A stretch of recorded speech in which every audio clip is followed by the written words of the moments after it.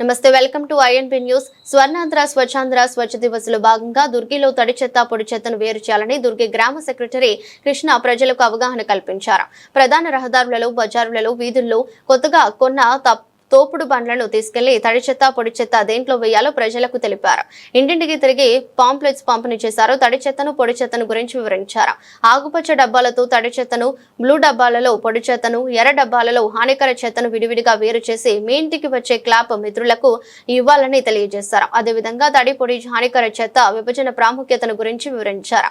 గ్రామస్తులు పంచాయతీ సిబ్బందితో సహకరించి మీ ఇంటికి వచ్చిన క్లాప్ మిత్రులకు సహకరించగలరన్నారు. ఈ అవగాహన కార్యక్రమంలో నాయకులు గిరిమణికంఠ, గ్రామ పారిశుద్ధ్య కార్మికులు పాల్గొన్నారు. మాట చెప్పాలి మీరు. అది మిగతా తడి వస్తువులు ఏదైనా వేరు చేసి పొడి చేస్తాం.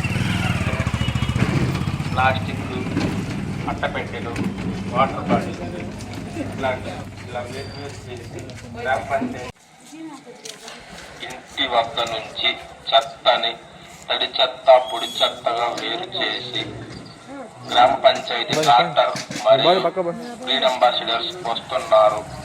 వారి ట్రాక్టర్ లేదా రిక్షాలో తడి చెత్త పొడి చెత్త వేరు చేసి ఇవ్వవలసిందిగా కోరుచున్నాము.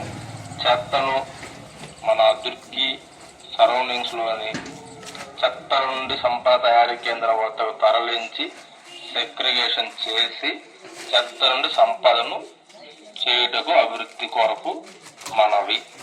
ప్రతి ఒక్కరూ కూడా చెత్తను